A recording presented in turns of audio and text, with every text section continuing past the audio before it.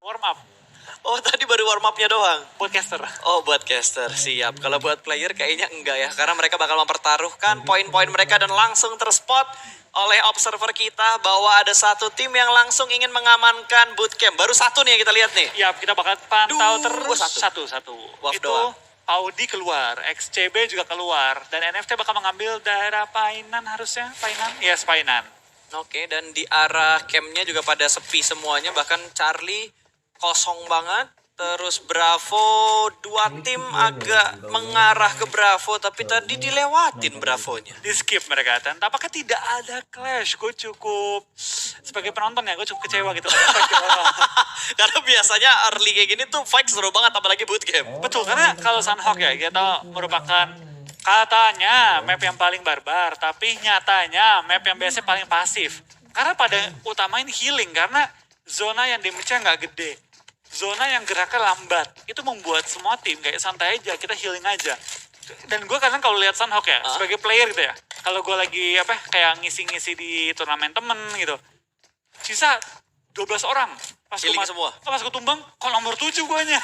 Tiba-tiba healing semua. Healing semua gitu. Kadang heran juga sih, maksudnya gini loh. Oke lah, kalau di Pro Scene kita ngelihat ada beberapa tim memang sudah mulai melakukan strategi healing. Kalau Altrigo nggak usah ditanya lagi lah. Kayak Bonafide udah mulai melakukan healing juga untuk Betul. beberapa kali mereka dapetin sebuah momen. Kalau emang udah susah banget masuk zona, pasti mereka bakal healing.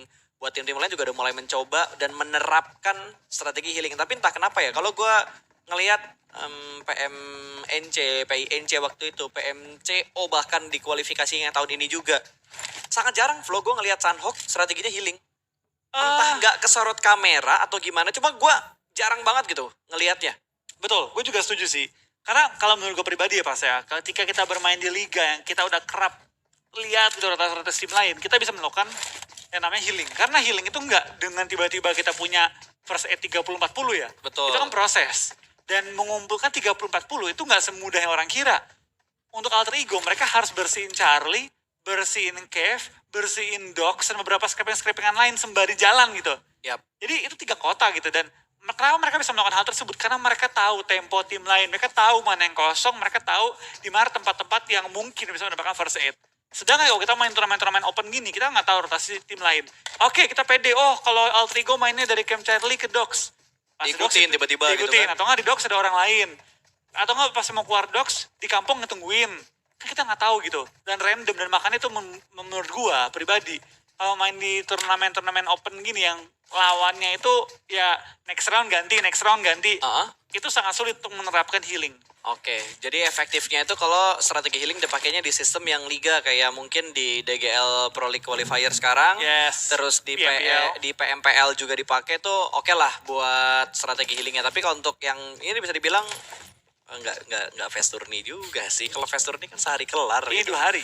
Ini 2 hari kelar, terus ada proses jenjangnya mereka juga dari kualifikasi awal. Ini kayaknya udah tahap kualifikasi yang keempat atau kelima yang mereka jalankan sepanjang wave 1 untuk PMNC saat ini. Betul, ya baik lagi sih. Semakin baik info yang kita punya, semakin efektif healing. Oke, intinya adalah mapping tim lain berarti kan kalau mau healing kayak daerah Docs itu kosong berarti kita bisa ambil scrapingan ke sana. Karena kan kalau dilihat-lihat ya, strategi healing itu udah mulai beradaptasi loh. Yang dulunya itu dari circle 3, circle 4.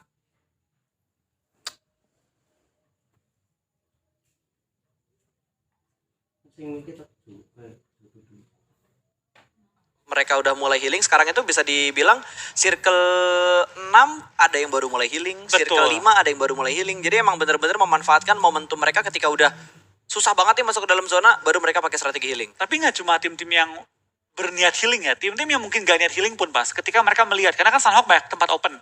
Beda sama map-map lain. Misalnya nih kita lagi mau naik ke atas Bukit Alpha, kan tempat susah buat kita jangkau. Betul. Open.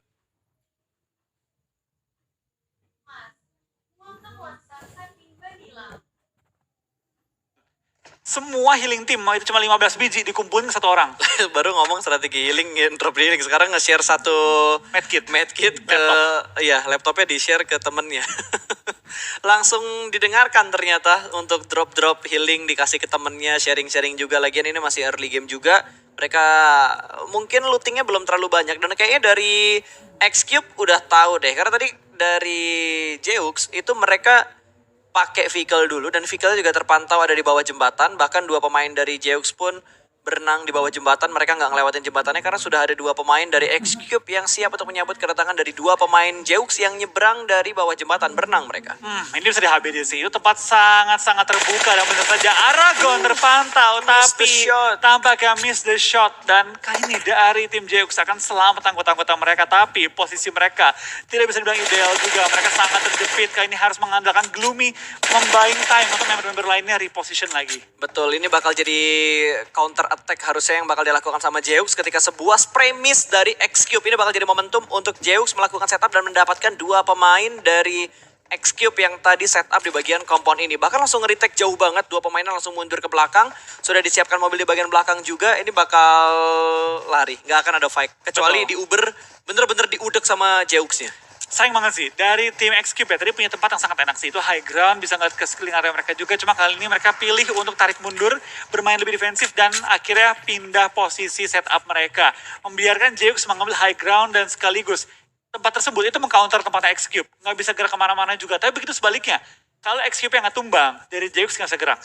Yang bikin mereka gerak nanti nih, zonanya masih di situ-situ aja atau tiba-tiba bouncing keluar dari komponnya mereka. Itu dia, tapi kita bakal pindah juga ke arah tim DG Slayer. Dan mereka terpantau kali ini sedang jalan-jalan di pinggir-pinggir daerah Tatmok ini harusnya. Dekat daerah Kau juga. Dan mereka bakal bertemu dengan tim Iri kali ini. Depan mereka persis sudah set up terlebih dahulu, dan DG tampak kendaraan bakal berjalan step demi step ke arah depan. Tapi emang ini rotasi yang paling sering digunakan sih. Walaupun metanya ada beberapa tim memang yang sudah mulai menggunakan vehicle untuk rotasi, tapi jalan masih menjadi pilihan utama untuk banyak tim ketika lagi rotasi. Dan kita ngomongin mapnya Sunhawk. Kalau Erangel sama Miramar ya pasti mau ada motor 3 pun pasti bakal dipakai sih buat rotasi. Jauh banget kan, mapnya ukurannya besar juga. Kalau Sunhawk kan kecil, cuma 4x4. Betul, tapi kita bakal kayaknya juga ada beberapa tim yang bertanding ya. Tampaknya Sunhawk menjadi sebuah game ideal lah untuk para player. Karena sampai menit ke-7 belum ada satupun player yang tumbang.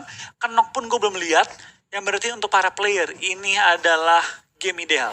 Untuk para penonton, ini jauh dari ideal. Betul. Kita mau perang. Kita mau perang cuy. Kita pengen ngelihat perang yang ada di kualifikasi Wave 1 PMNC 2021. Nih gue ingetin buat teman-teman yang lagi nonton, jangan lupa di like, jangan lupa di share. Makin ramaikan suasananya untuk melihat tim-tim yang lagi berusaha berjuang untuk masuk ke PMPL Indonesia season yang keempat. Ini ajang bergengsi cuy. Tahap awal untuk mereka masuk di Prosin. Betul, karena balik lagi ini adalah langkah pertama tim-tim yang pengen menjadi tim pro bersama dengan teman-teman mereka. Karena kalau nggak bersama dengan teman-teman, banyak cara lain juga. Tapi lu ada feeling gak Flo akan ada nama baru nanti di PMPL? Nah, Oke, kita ngomongin tim. Oh, tim baru. Harus Sebelum iya. diakuisisi ya, karena gue yakin untuk tim-tim yang nantinya lolos dan itu udah hadir dari komunitas, ada kemungkinan akan ada proses akuisisi. Tapi maksudnya roster lah, roster Ya, baru rosternya gitu ya. lah, roster barunya. Gue feeling sih iya gitu, karena setiap musim pasti ada lah 1-2 tim baru yang muncul, apalagi season kali ini kan masuk 8 tim juga kan. Oke, 8 tim kan. 8 tim.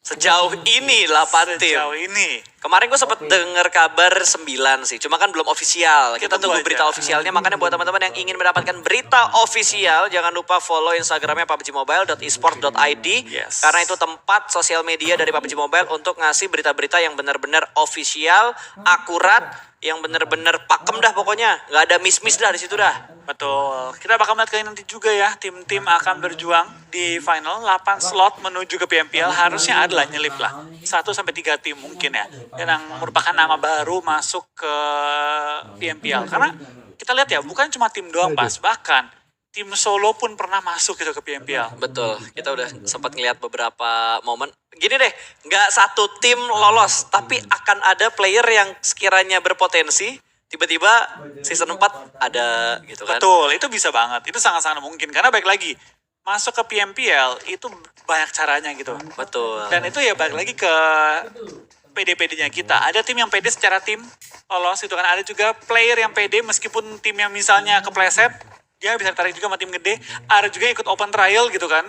Dan jadi banyak cara gitu buat kita menunjukkan skill kita, mendapatkan kesempatan kita cari-cari juga. Ya, makanya buat teman-teman terus berusaha nih yang lagi ikut turnamen, mungkin yang lagi mempersiapkan untuk Wave 2. Pokoknya kalian berjuang as a team dan juga tunjukin kemampuan individu kalian. Tapi jangan tiba-tiba egois pengen nunjukin skill individu terus melupakan perjuangan satu tim. Jangan kayak gitu. Betul, itu ya hindarin lah seperti itu ya. Yes, karena kan gue yakin nih momen-momen kayak gini, ini kan PMNC lagi jalan pun bursa transfer masih dibuka, Flo. Sampai akhir Kalau nggak salah Juli. akhir Juli deh. Akhir Juli, ini baru masuki akhir Juni. Akhir Juni. Masih sebulan lebih. Sebulan lebih. Untuk Jadi bursa transfernya. masih panjang, masih banyak kesempatan. So buat teman-teman ya berjuang terus lah. Betul.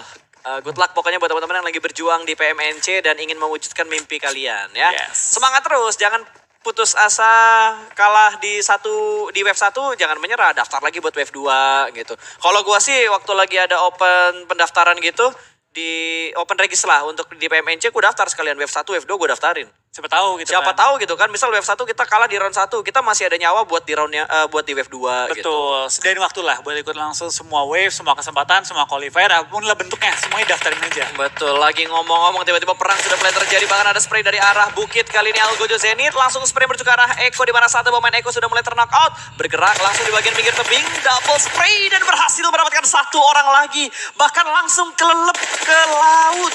Yap, ini Algojo Zenith benar menjadi Algojo bagi tim Eko. Satu persatu dipulangkan ke arah lobby, tapi sementara waktu teman yang sempat knock kali ini bisa selamatkan juga, dan Eko bukan tempat yang ideal, tapi masih bisa bertahan dengan 3 member mereka. Tapi kita bakal pindah ke Power Danger, tampaknya benar-benar menjadi danger bagi tim-tim lain. Karena bahkan di awal permainan sudah mendapatkan 3 kill. Wow.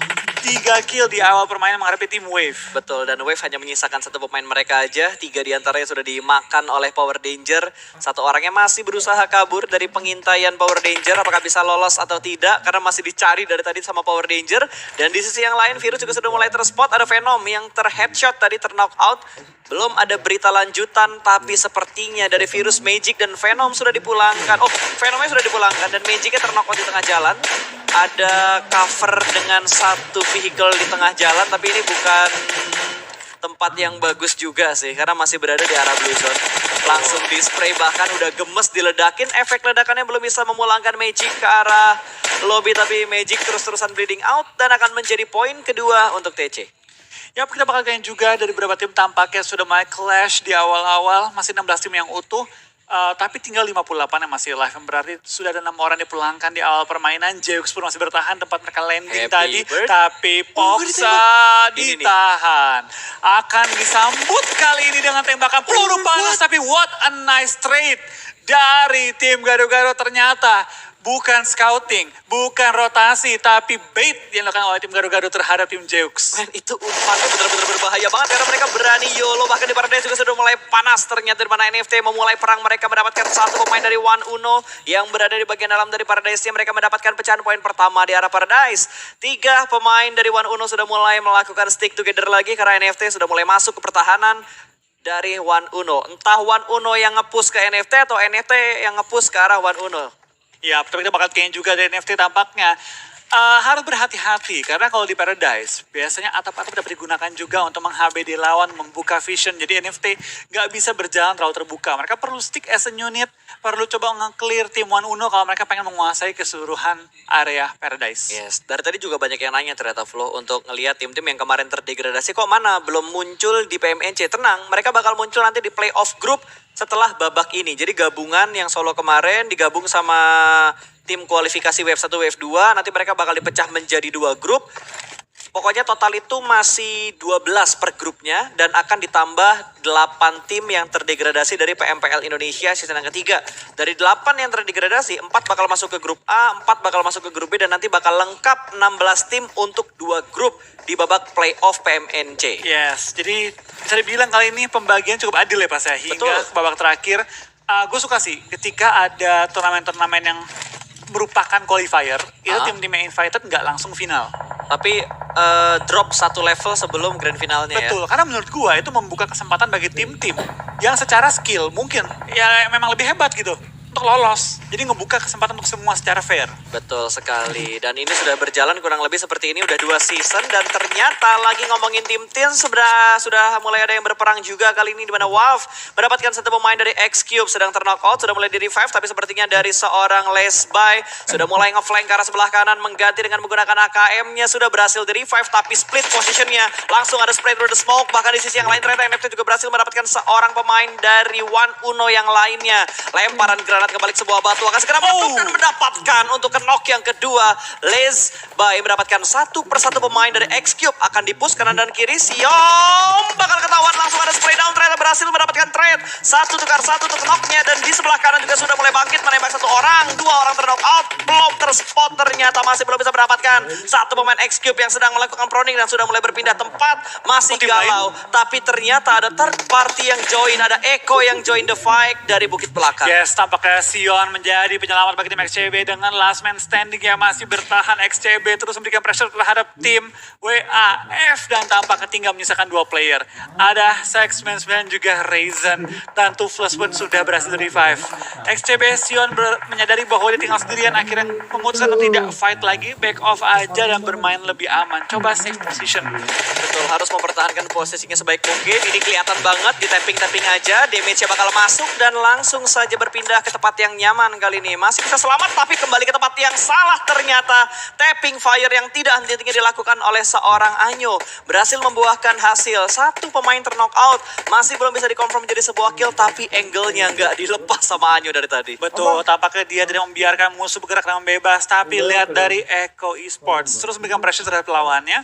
Mereka berada di ujung zona, tapi WAF akan cukup sulit menyelamatkan temennya yang terpisah di bebatuan sebelah mereka. Sedangkan what happened dengan Adrian, tampaknya Crit pemainnya mulai knock oleh Blue Zone kali ini. Betul, satu persatu ada yang termakan oleh Blue Zone juga. Mungkin nggak punya healing, walaupun damage dari Blue Zone juga belum terlalu menyakitkan karena masih masuk di Blue Zone yang ketiga.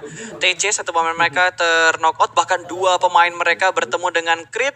Ini Crit agresif banget dari match pertama. Ini udah mulai mencari-cari tambahan dan langsung diledakkan begitu saja berada di arah Blue Zone.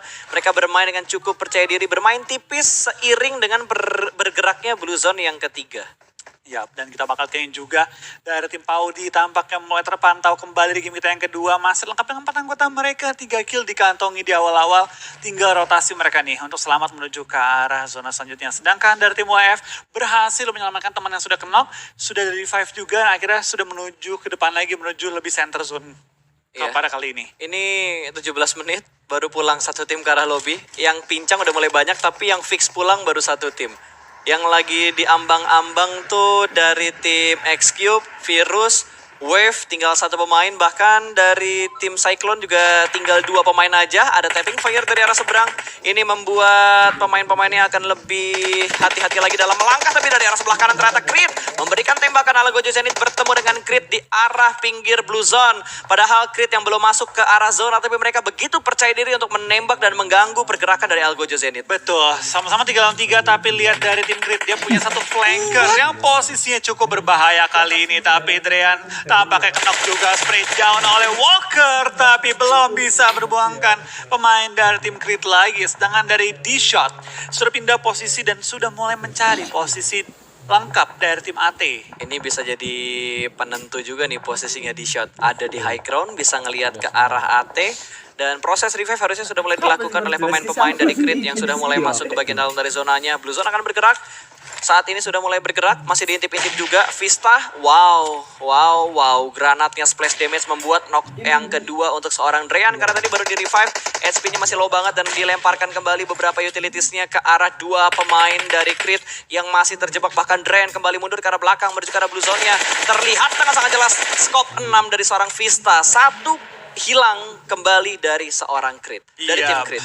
Dari tim Crit tinggal menyisakan 2 player lagi, dan tampaknya setelah Chicken kali ini cukup sulit ya posisi mereka untuk ronde kita yang kedua. Tapi lihat tampaknya dari tim Crit tinggal 2 player, bukan berarti mereka akan berdiam saja karena lontaran bom pun mulai lontarkan ke arah musuhnya. Ada bakal pindahkannya ke arah Terdes juga, di mana Eko sedang melakukan rotasi, tapi DG tampaknya dalam posisi yang cukup sulit juga, hanya menyisakan 1 player terakhir yang bertahan. Betul, 2 sudah terknock out, 1 dipulangkan, bahkan Gado-Gado kali ini bergerak ke depan dan DG dipulangkan kah? Belum. Ke arah lobby tinggal Satu satu player ya? lagi. Oke, tinggal satu. Di laut lagi dia. Wah, Tahan itu blue zone. berenang-renang aja lah. Last man standing. Udah nggak bisa healing lagi tuh. Kecuali dia pakai vehicle. Dari WAF juga menjaga angle dengan sangat bagus. Jeux berusaha untuk meretake compound. Spray jarak dekat kali ini. Masih bermain di bagian luar ternyata. Masih bisa menggocek kanan dan kiri. Masuk ke bagian paling dalam. Momentum yang tidak terlalu tepat ternyata untuk seorang Saks. Dipulangkan begitu saja dan kembali menuju ke arah luar. Wow, permainan yang bagus sekali dari seorang D.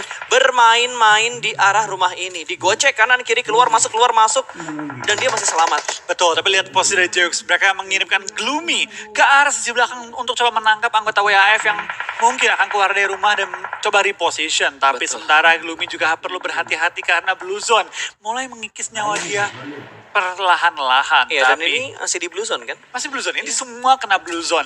Karena zonanya itu baru di depan mereka. Oke, sudah mulai masuk ke bagian dalam dari rumah. Tapi sepertinya dari WAF sudah mulai berpindah. Toothless bakal menahan di bagian paling belakang. Tidak ada step yang dibuat oleh Toothless untuk memberikan happy birthday ke arah pemain-pemain dari tim Jeux. Wow, bergerak ke arah sebelah kanan. Ryzen pun sudah mulai berpindah tempat. Kali ini Toothless sudah mulai membuka stepnya. Ada lemparan granat yang tidak memberikan damage ke siapapun. D masih berada di tempat yang sama. Bakal ada spray down di sisi yang lainnya. Ada satu pemain yang sudah mulai menyeberang jalan. Ryzen masih belum bisa mendapatkan sebuah knockout. Oh, dapat satu ternyata. Gloomy terknockout sedang menyeberang dan langsung diamankan begitu saja. Toothless juga terlebih dahulu untuk masuk ke dalam zona. Ryzen bakal memberikan follow up dari arah belakang dan kita berpindah menuju ke arah WAF di mana Toothless tertangkap, terpotong oleh tim NFT dan dipulangkan menuju ke arah lobby. Lolos dari Jeux bertemu dengan NFT. Mimpi buruk untuk WAF. Betul, NFT bermain yang sangat rapi menunggu di ujung zona untuk tim-tim lain masuk dan langsung disayurin. 7 kill sudah masuk ke arah tim NFT. Ini menjadi permulaan yang sangat baik.